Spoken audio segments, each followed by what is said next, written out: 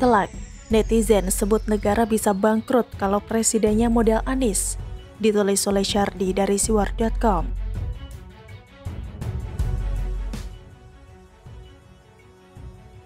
Saking banyaknya kasus kelebihan yang dilakukan oleh Pemprov DKI Jakarta, mungkin banyak dari kalian yang sangat kesal hingga darah hampir mendidih.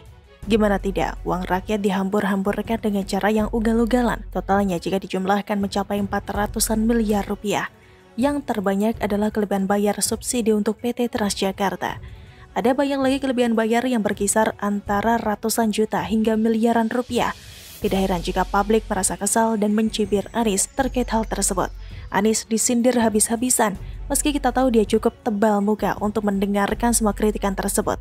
Anies bahkan dijuluki duta lebay alias duta lebih bayar. Sang gubernur disindir habis-habisan. Modus korupsi zaman now ala gubernur DKI. Kalau tidak ketahuan, untung. Kalau ketahuan, ngaku lebih bayar. Duta lebih bayar menciptakan kebiasaan #kelebihan bayar, kata salah satu netizen.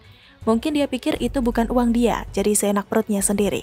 Indonesia bisa bangkrut kalau punya presiden model begini. Amit-amit, kata yang lain. Kerja gak mampu, Jakarta diviralin cuma lampu-lampu doang di malam hari. Berasa luar negeri lah. Kerja pendahulu di aku kerja dia. Udah paling tepat dia duta lebih bayar aja. #kelebihan bayar, kata yang lain. Memang Anies tidak bisa apa-apa, hanya bualan dan menata kata yang membuatnya dikenal luas. Kinerja parah, apalagi TGUPP yang dibentuknya sama kacaunya. Entah apa saja kerjanya hingga bisa kecolongan lebih bayar. Anies sejak menjadi Mendikbud sudah membuat kejutan yang luar biasa masif. Saat itu Menteri Keuangan Sri Mulyani pernah mengeluarkan pernyataan bahwa Kemendikbud telah mengalami kelebihan anggaran hingga 23,3 triliun rupiah dalam penyusunannya. Pernyataan itu dikeluarkan Sri Mulyani pada Agustus 2016. Untung kepergok, kalau tidak, uang sebesar itu pasti sudah mengalir kemana-mana dan sulit diambil kembali. Mengerikan bukan? Bukan jutaan, bukan miliaran, bukan pula triliunan, tapi sudah mencapai level puluhan triliun. Wajar sekali kalau dia di reshuffle. Kalau saya jadi presiden, bahkan akan saya pecah saat itu juga tanpa perlu tunggu reshuffle. Bayangkan kalau kalian sebagai CEO sebuah perusahaan membuat potensi kerugian triliunan rupiah, apakah akan dimaafkan? Kalau jutaan mah kecil, kalau triliunan habis karir kalian. Sayang saja Anies menang di Pilgub DKI Jakarta karena dukungan dari gerombolan penjual agama yang tidak pakai otak dalam bernalar. Ayat dan maya dipolitisasi dengan maksimal. Lahirlah pemimpin yang beneran memang tak bisa kerja. Anggaran besar tapi hasil kerjanya tidak sebanding. Kelebihan bayar sampai 8 kali sejauh yang saya tahu. Pemborosan anggaran untuk proyek yang tidak bermanfaat dan tidak penting. Prestasinya kebanyakan receh dibandingkan anggaran besar yang dikeluarkan. Ibarat modal ratusan miliar tapi returnnya miliaran. Makanya jangan heran kalau pendukungnya bangga dengan beautifikasi, cat-cat genteng rumah, cat-cat kolong flyover, lampu hiasan, JPO seolah itu adalah prestasi spektakuler yang layak diumumkan di sidang umum PBB. Sebagai menteri, sebagai gubernur, hitung sendiri berapa banyak potensi kerugian yang terjadi. Ada yang bisa ketahuan sehingga gagal, ada yang lolos dan kalau ketahuan maka disebut gagal bayar. Kalau tidak ketahuan, bye-bye uang rakyat. Bisakah kalian bayangkan kalau sampai orang tak becus ini jadi presiden yang mana harus mengelola uang rakyat sampai ribuan triliun rupiah? Bisa bayangkan menteri seperti apa yang dia tunjuk? Nunjuk TGUPP aja hasilnya kacau balau dan memalukan. Benar kata netizen di atas. Bisa bangkrut negara ini kalau pemimpinnya model Anies, begitu mudah kecolongan anggaran. Ada yang bilang itu modus korupsi berkedok lebih bayar. Silakan nilai sendiri saja. Saya tidak mau berkomentar lebih jauh. Orang awam pun bisa menebaknya. Proyek infrastruktur lebih bayar sekian ratus miliar. Proyek bandara lebih bayar sekian ratus miliar. Proyek apapun ada lebih bayarnya. Totalkan sendiri berapa kerugian yang harus ditanggung. Yang masih membela Anies memang bisa dibilang sudah stres. Barisan sakit hati yang demi gengsi mengesampingkan nalar agar terlihat bodoh. Makanya jangan heran ada akademisi, ada yang katanya profesor, ada yang katanya imam besar, malah membela mati-matian. Mengaku pintar tapi nyatanya bodoh. Bagaimana menurut Anda?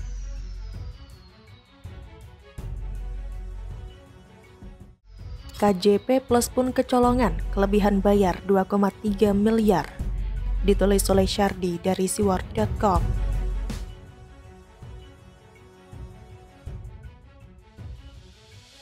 Masih seputar kelebihan bayar yang menurut beberapa orang bisa menjadi modus baru korupsi.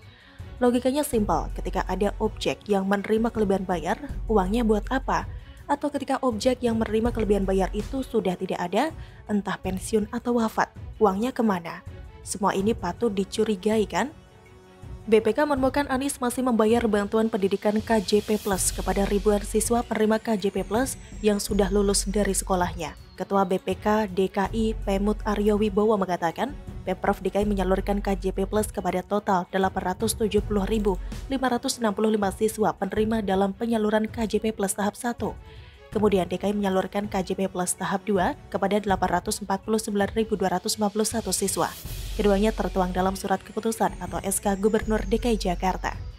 Dalam temuan BPK tersebut ternyata sebanyak 1.145 siswa dari penerima KJP Plus sudah lulus dari sekolahnya dan mereka masih menerima KJP Plus tahap 2 tahun 2020 dari Pemprov DKI. Nilainya sebesar 2,3 miliar rupiah. Seharusnya data siswa sudah lulus pada SK KJP Plus tahap 1 tersebut tidak boleh tercatat kembali pada SK KJP Plus tahap 2 untuk tahun ajaran Juli sampai dengan September 2020 karena siswa tersebut seharusnya telah berakhir tahun ajaran sampai dengan Juni pada penyaluran dana KJPP tahap 1, kata Pemut. Pemut menilai terdapat kelemahan pendataan penerima KJP Plus yang tidak sesuai kondisi kelas siswa, sehingga menyebabkan ada siswa yang tidak berhak namun menerima dana bantuan pendidikan. Atas ketidaktepatan sasaran ini, maka dana KJP Plus senilai 2,3 miliar rupiah seharusnya ditarik dan disetorkan ke kas daerah karena tidak sesuai dengan kondisi kelas siswa, kata Pemut. BPK pun hanya merekomendasikan agar Anies memerintahkan Kepala Dinas Pendidikan DKI untuk memutakhirkan dan memverifikasi data penerima KJP Plus dan KJMU dengan Sekolah Bank DKI. Sepertinya BPK terlalu santun kepada Pemprov DKI. Berkali-kali ditemukan gagal bayar tapi cuma begitu doang. Kosa katanya pun sangat halus. Kalau tidak pemborosan ya kelebihan bayar. Istilah yang sangat tidak layak. Coba pikir pengadaan mobil pemadam kebakaran, proyek PLTS di atap gedung sekolah, subsidi untuk Transjakarta, pegawai wafat dan pensiun tetap digaji, pengadaan alat rapid test, membeli masker, pengelolaan air limbah, dan sekarang KJP Plus. Total ada 8 yang saat ini diketahui terjadi kelebihan bayar atau pemborosan yang luar biasa. Kalau ada yang lain lagi, silakan pembaca tambahkan lagi di kolom komentar ya. Kalau ini di perusahaan swasta, siapapun yang bertanggung jawab pasti akan langsung dipecat segera. Kesalahan sekali saja sudah merugikan perusahaan, apalagi sampai berulang kali. Betul, kesalahan apapun pasti akan dapat peringatan hingga pemecatan karena dianggap tidak becus. Kerugian perusahaan akibat kecerobohan dan ketidakbecusan pegawai adalah hal yang tidak bisa ditolerir, bisa panjang urusannya. Mulai dari dimarahi, disuruh ganti rugi, hingga dipecat. Tapi dalam politik, ya begitulah, seolah pejabat bisa berulang kali melakukan kesalahan yang sama. Tapi, posisi tetap aman dan tidak perlu takut dipecat seperti di perusahaan swasta. Heran aja sih, tidak ada tindak lanjut yang lebih terkait hal ini. Dan herannya lagi, bisa dapat predikat WTP pula. Aneh benar. Kalau ini hanya numpang lewat di media tanpa ada sentuhan dari sisi hukum, mungkin lebih baik tidak usah diumumkan, bikin enak aja. Begitulah kalau orang yang sebenarnya tidak kompeten tapi memaksakan diri mengaku mampu, amburadul kinerjanya, pengelolaan keuangan seolah ugal-ugalan, kelebihan bayar sana-sini, kalau tidak ketahuan mungkin bakal lolos, kalau ketahuan katanya nanti akan klarifikasi, mungkin sedang memikirkan alasan apa yang mau diungkapkan nantinya, pemborosan yang tidak ada hentinya. Udah gitu, banyak yang membanggakan gubernur model begini, padahal jelas-jelas sering menghamburkan anggaran secara berlebihan. TGUPP-nya seolah tidak ada. Entah apa kerja mereka selama ini, digaji fantastis tapi tidak worth it. Pemborosan gaji yang menggelikan. Tampaknya selain ahli menata kata, publik bisa menilai kalau Anies akan mendapat julukan lain yaitu ahli kelebihan bayar. Kalau ditanya apa kelebihan Anies, ya kelebihan bayar. Bagaimana menurut Anda?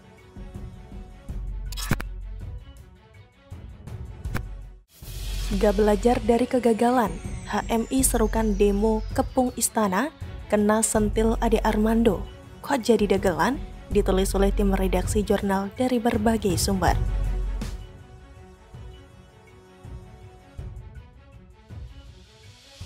Himpunan Mahasiswa Islam atau HMI dikabarkan akan menggelar aksi gagalkan pemerintahan Joko Widodo jelang peringatan Hari Kemerdekaan. Kabar tersebut dibagikan oleh akun yang bernama Civil Society Watch atau CSW melalui akun Instagramnya. Pada unggahan tersebut, CSW menampilkan sebuah surat edaran yang menyebutkan akan dilaksanakannya aksi menuntut Presiden Jokowi. Dalam surat tersebut, Jokowi dinilai telah gagal memimpin bangsa tersebut terlebih soal penanganan virus COVID-19. HMI bikin aksi, cari bohir, tulis akun @civilsocietywatch, dikutip terkini.id pada Rabu 4 Agustus 2021. Seruan aksi HMI gagalkan Presiden Jokowi, CSW membagikan sebuah surat edaran yang diduga merupakan seruan aksi pihak HMI untuk gagalkan Presiden Jokowi. Dalam surat tersebut, Jokowi dinilai telah gagal dalam 2 tahun kepemimpinan di periode kedua Jokowi ini. Seruan aksi tersebut diserukan pada seluruh anggota HMI pusat dan juga anggota HMI cabang. Rencananya, aksi tersebut akan digelar jelang 17 Agustus 2021. Dalam unggahan CSW tersebut, aksi penggagalan Presiden Jokowi itu akan dilaksanakan pada tanggal 6 Agustus dan 13 Agustus mendatang.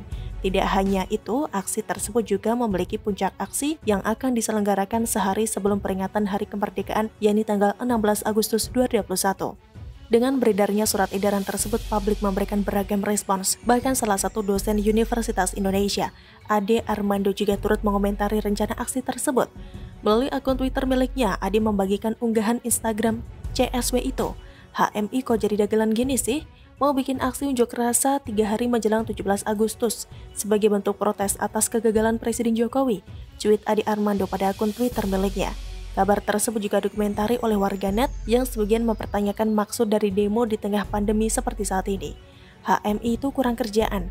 Apakah tidak ada pekerjaan lain yang bisa dikerjakan oleh HMI selain demo yang gak jelas? Komentar salah seorang warganet. Kabar rencana aksi HMI itu sebelumnya dikonfirmasi langsung oleh PJ Ketua Umum Abdul Muiz Amiruddin. HMI kubu Abdul Muiz bakal berdemonstrasi pada tanggal 6, 13, dan 16 Agustus 2021. Tentu yang pertama tetap menaati protokol kesehatan, kata Abdul Muiz Amiruddin kepada wartawan pada Rabu 4 Agustus. Dia telah menerbitkan surat instruksi bernomor 144-Sek-12-12-1442 berisi rencana demonstrasi mereka. Mereka menyebut aksi demonstrasinya sebagai #Agustus Merdeka, didasari penilaian bahwa Presiden Joko Widodo dan Wapres Ma'ruf Amin telah gagal dalam memenuhi hak-hak warga Indonesia dalam pandemi COVID-19 ini. Instruksi itu berisi pertama, perintah untuk mengkaji segala persoalan bangsa akibat kegagalan Presiden Jokowi, Wapres Ma'ruf Amin. Kedua, melakukan aksi unjuk rasa secara serentak pada 6, 13, dan aksi puncak pada 16 Agustus 2021. Meski ini masa PPKM level 4 di Jawa Bali dan PPKM di luar Jawa Bali, mereka tetap ingin demo. Kalau situasi begini terus, lalu siapa dong yang mau tegur kekuasaan? Kan harus ada yang mengambil peran mengingatkan pemerintah agar negara ini diurus dengan benar. Selama ini kita sering mengkritik via media dan lain-lain, tapi tidak direspons. Pilihan ini adalah pilihan terakhir yang kami lakukan karena pilihan sebelumnya tidak direspons, tutur Muiz. Sementara itu, Ketua Umum PB HMI yang terpilih berdasarkan hasil Kongres 31 di Surabaya waktu lalu, Raihan Aryatama, menegaskan bahwa pihaknya tidak pernah mengeluarkan surat tersebut. Tidak ada instruksi untuk menggelar aksi #Agustus Merdeka, kata Raihan saat dikonfirmasi Merdeka.com pada Rabu 4 Agustus. Akan tetapi, ia enggan menghadapi surat instruksi aksi tersebut lebih lanjut. Pasalnya, Raihan mengklaim jika sejauh ini seluruh tingkatan kepengurusan HMI di daerah masih solid dan tidak menggubris seruan aksi tersebut.